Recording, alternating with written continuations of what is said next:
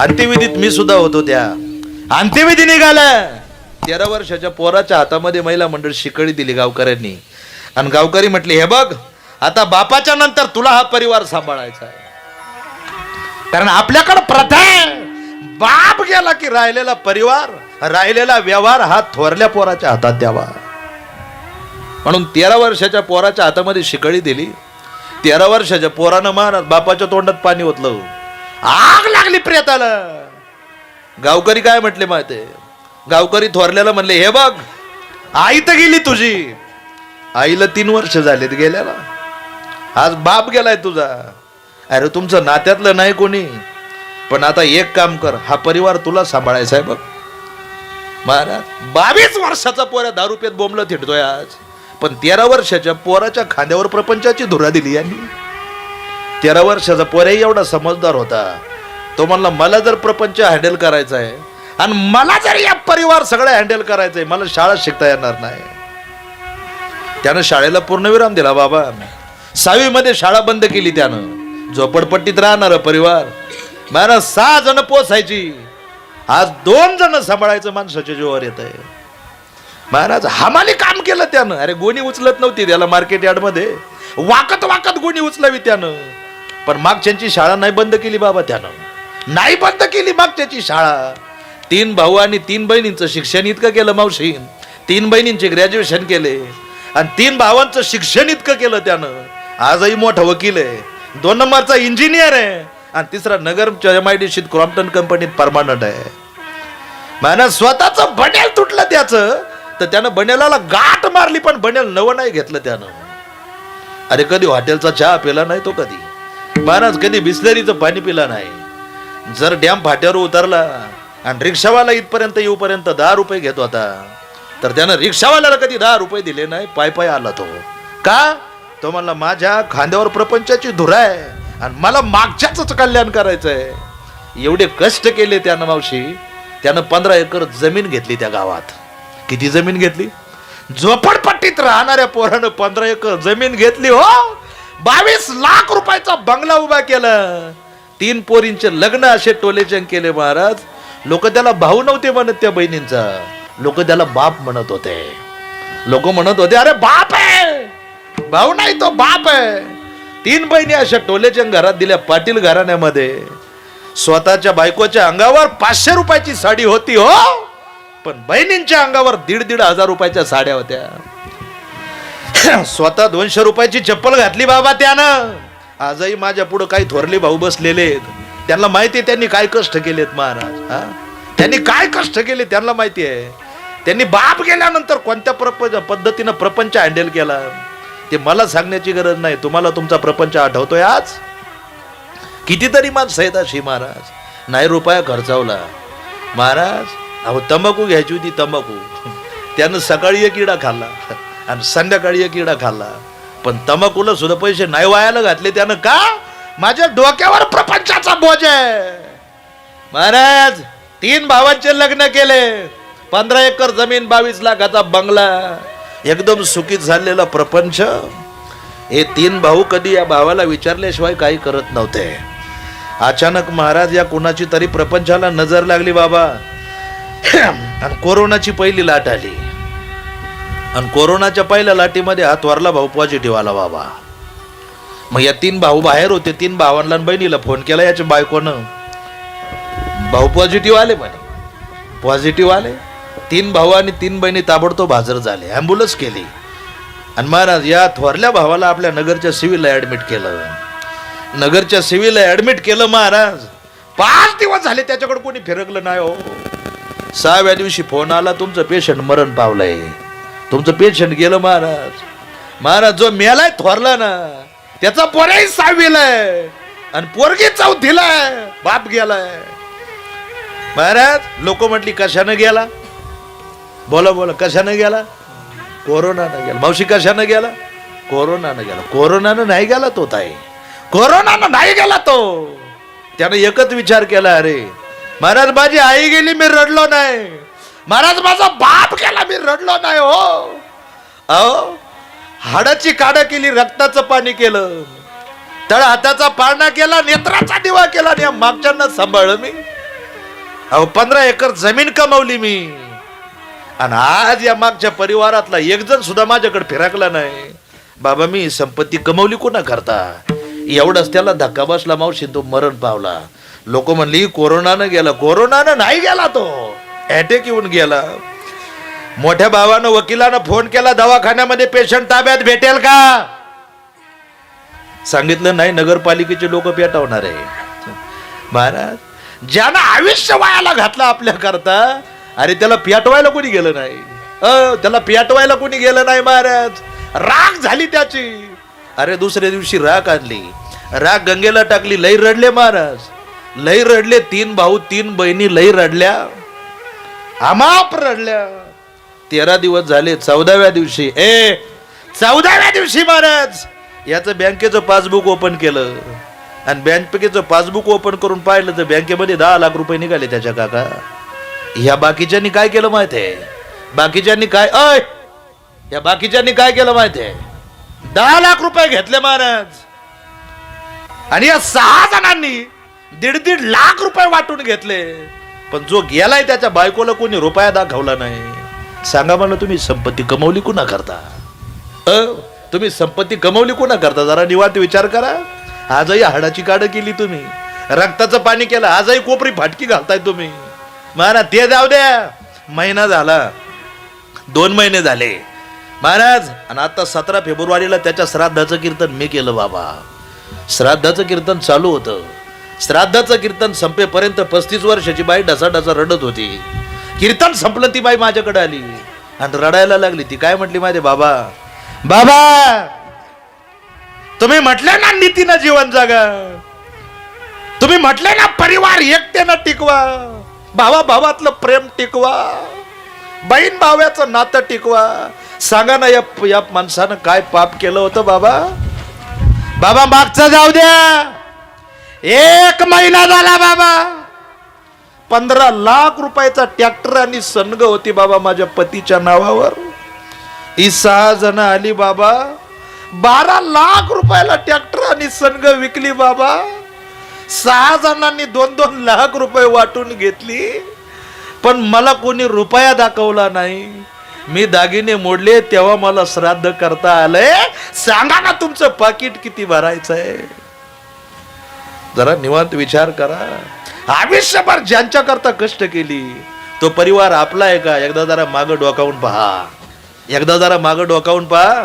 आजही म्हातारी माणसं माझ्या पुढे बसलेत. तुम्ही टोप्या चांगल्या घातल्यात, कडक डोक्यात, शर्टही चांगला घातलाय बाबा, पण तुमच्या 50% लोकांच्या कोपऱ्या फाटक्या आहेत आज, हे मला माहिती आहे. तुम्ही म्हणता तुला काय माहिती आहे?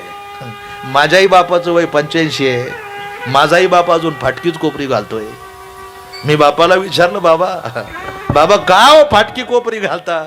बापानं सांगितलं, अरे गरिबी आली तर लाजू नये, आणि श्रीमंती आली तर माजू नये. हे बापानं सांगितलं, सुईंद्वाऱ्यानं शिवली, अजून 6 महिने जाईल बघ. माना 4-5 मताने आत्ता सांगू शकतात कोपऱ्या फाटक्या आहेत तुमच्या. तुम्ही कोपरी नवी घेऊ शकत नाही का? विद्यापीठाच्या बँकेत पैसे पडून येत तुमचे, तुम्ही महिन्याला कोपरी नवी घेऊ शकता. ना तुमचं वय 70 चाललंय, कुणाचं 75 आहे, कुणाचं 85 आहे. आज कोपरी नवी घेऊ शकता, पण तुम्हाला मागच्या अवलादी करता संपत्ती जपून ठेवायची आहे. पण माझा प्रश्न आहे तुम्हाला, तुम्ही कोपरी फाटकी घातली, पण ज्या अवलादी करता संपत्ती जपून ठेवली, तीच अवलाद जर आज 200 रुपयाची दारू पित असेल तर तुम्ही ती फाटकी कोपरी त्याला दारू पिण्याकरताच घातली का? याचाही विचार करणं तितकंच गरजेचं आहे. 6 महिने झाले तुमची पोरगी तुम्हाला फोन करत होती. 6 महिने झाले तुमची पोरगी तुम्हाला फोन करत होती, बाबा या ना मला भेटायला. एकुलती एक पोरगी महाराज, सासुरवाशिनी बिचारी, बेवडा नवरा भेटलाय तिला. त्या नालायक बेवड्यानं तिला 4 वेळेस हाणलंय महाराज, पण पोरीनं तुमच्याकडे तक्रार नाही केली. नाही तक्रार केली. ती म्हणली नको, माझ्या बापाचं वय जादा आहे, नको माझ्या बापाला टेन्शन. महाराज तिला सासुरवास आहे, आणि ती पोरगी म्हणत होती तुम्हाला, बाबा या मला भेटायला. तुम्ही काय म्हटले माहितीये पोरीला? आके आलो असतो तुला भेटायला, पण एसट्या बंद आहेत पोरी. काय म्हणले तुम्ही? एसट्या बंद आहेत. आज तुमच्याकरता एसट्या बंद आहे, पण तुमच्या मुलाकडं महाराज 2.5 लाखाची बुलेट आहे. तुम्ही विसरलेत काका आज? महाराज पोरगी काय म्हणली माहितीये तुम्हाला? बाबा बाबा नका हो एसटीची वाट पाहू, बाबा प्रायव्हेट गाडी नाही या ना बाबा. खरं बोला आता, तुम्ही काय म्हणली पोरीला? आके आलो असतो प्रायव्हेट गाडीनं, आलो असतो प्रायव्हेट गाडीनं, पण प्रायव्हेट गाडीवाला 100 रुपये घेतो पोरी, एसटीनं माझं. बोला बोला, मी बोलत नाही. काय म्हणले? अर्ध तिकीट आहे. अरे 50 रुपये वाचवले तुम्ही का? तुम्हाला मागच्या करता संपत्ती जपून ठेवायची आहे, पण ज्या पोटच्या लेकराला तुम्ही 50 रुपये वाचून भेटायला गेले नाही आणि ज्या अवलादी करता 50 रुपये वाचवलेत, तीच अवलाद जर आज रोज 50 रुपयाचा मावा चावत असेल तर तुम्ही ते 50 रुपये त्याला मावा खाण्याकरताच वाचवलेत का, याचाही विचार करणं तितकंच गरजेचं आहे काका. कशा करता वाचवलेत जरा निवांत विचार करा. जगाच्या बाजारामध्ये आई बापासारखं दैवत नाही महाराज, पण बापानं सुद्धा त्या पद्धतीत सावध झालं पाहिजे. संपत्ती कमवण्यात वेळ वायाला घालवण्यापेक्षा मुलाबाळांवर चांगले संस्कार कमवण्यात वेळ घातली पाहिजे. लय लोकांकडे पैसा आहे महाराज, ऊत आला पैशाला, ऊत आला पैशाला. आपण लय किरकोळे लोकांपुढं, आपण लय किरकोळे महाराज. काहींच्या जुन्या नोटाच बाहेर निघाल्या नाही अजून महाराज. लय पैसे आहेत लोकांकडे, पैसा गहू नये. घमेंड आहे आपल्याला महाराज संपत्तीची, पण ही घमेंड बाजूला ठेवा. सुनबाई जरा नीट आहे का? तुमचं लग्न जमलं ना, तुमचं लग्न जमलं त्याच दिवशी आमचा बाप नाचायला लागला आणि आमचा बाप म्हणला माझ्या घरात लक्ष्मी यायची. महाराज जोडीदार काय म्हणला माहिती? येडेवानी करू नको. अरे सुनबाई आल्यावर कळतो सुनबाईचं काय. महाराज जोडीदार काय म्हणला माहिती? अरे लाख रुपयाची पावती होती विद्यापीठात, अरे सुनबाईला दागिने करायचे, लाख रुपयाची पावती मोडली रे मी. पण आज 2 वर्ष झाले पोराच्या लग्नाला बैलाला पाणी दाखवतो, शेजाऱ्याच्या तवा चहा भेटतोय. अरे शेजाऱ्याचं पटांगण झाडतोय तेव्हा 2 टायमाची भाकर भेटते. ज्या सुनाला दागिने घातले ती विचारत सुद्धा नाही मामा तुम्हाला चहा लागतो का. आज तुम्हाला नाही सासरा करणार आमचा दरिद्री. जरा निवांत विचार करा. आई गेल्यानंतर आई कळेल आणि बाप गेल्यानंतर बाप कळेल महाराज. 85 वर्षाचा म्हातारा गेला ना, आज नाही आठवत, आज नाही आठवत 85 वर्षाचा म्हातारा. पण बंगल्याला कुलूप लावायची वेळ आली का मग 85 वर्षाचा सासरा आठवतो.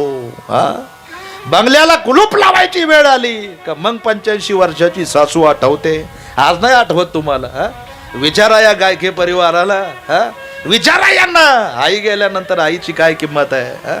नाही तर विचारा या 3 मुलींना. अरे जोपर्यंत मानात म्हातारी जिवंत आहे, म्हातारी बास टाकून बसलेली असायची. पोरगी आली रक्षाबंधनाला, पोरगी आली रक्षाबंधनाला, पोरीनं भावाला राखी बांधली. महाराज 85 वर्षाची आई काय आणली, आई काय म्हणली माहिती सोनाला? अगं कांदे दे तिला थोडे पिशीत. अबक लसणाच्या 4 गाड्या काढून ठेवल्यात, तिच्या पिशीत 1 टाकून दे. आकी आली म्हणजे तिला 1 देता येईल, आणि ताई आली म्हणजे तिला 1 देता येईल आणि 1 तुम्हाला राहील. जोपर्यंत आई जिवंत आहे ना तोपर्यंत तुम्ही माहेरातून पिशी भरूनच नेणार. पण आई गेली ना तुमची माहेरची पिशवी रिकामी झाली समजावं. म्हणून जोपर्यंत आई बाप आहे तोपर्यंत सगळ्या गोष्टी आहे. आज मी फिरतो महाराज, मी महिन्याला 20-22 हजार किलोमीटर फिरतोय. आमचे वडील नेहमी मला म्हणतात, काल म्हणले वडील मला, ते वडील मला म्हणले भाऊ महाराज मी आहे तोवर हिंडून घ्या. काय म्हणले? मी आहे तोवर हिंडून घ्या. मी गेलो ना रोज रात्री घरी यावं लागेल, विसरता कामा नये. याचं नाव बाप आहे काका, याचं नाव बाप आहे काका. आज नाही, आज तुमच्या 10 गाया आहेत. तुम्ही आज माहेराला जाताय, अख्ख्या 10 गाया महाराज 85 वर्षाच्या म्हाताऱ्याच्या भरोश्यावर सोडून जाताय. नाही आमच्या म्हाताऱ्याला पाणी दाखवता येत, नाही आमच्या म्हाताऱ्याला कुट्टी करता येत, नाही आमच्या म्हाताऱ्याला चारा टाकता येत, पण आमच्या म्हाताऱ्याचे डोळे म्हणजे तुमच्या घराचं राखण आहे. महाराज म्हाताऱ्याने नुसती नजर टाकली तरी महाराज गाया खाली बसतात. का माहितीये महाराज? तेवढी ताकद आहे म्हाताऱ्याच्या नजरेमध्ये. आणि त्याच बापाचं डोळ्याचं ऑपरेशन करायला नालाय का तुझ्याकडे पैसे नाही.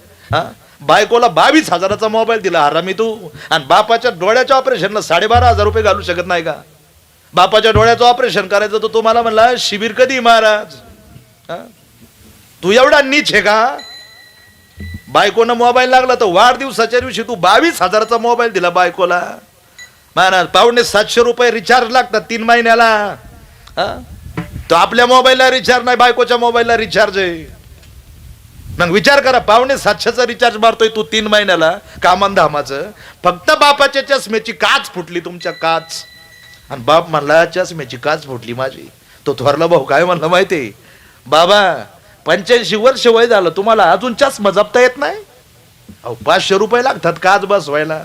अरे नालाय का, 22,000चा मोबाईल दिलाय बायकोला आणि बापाच्या चष्म्याला 500 रुपयाची काच बसवू शकत नाही तू? जरा निवांत विचार करा. आज माझं बोलण्याचं वाईट वाटेल तुम्हाला, पण एक दिवस तुम्ही सुद्धा म्हातारे होणार आहे, मी सुद्धा म्हातारा होणार आहे. हा? आज थोडंफार वाईट वाटेल, सुना जरा नीट आहे का? हा? तुम्ही तर लय दणका उठवला एवढ्यात. माझं कीर्तन ऐकून जर सासू सासऱ्याची सेवा करीत नाही तर पुढच्या वर्षीपर्यंत तुम्ही राहत नाही.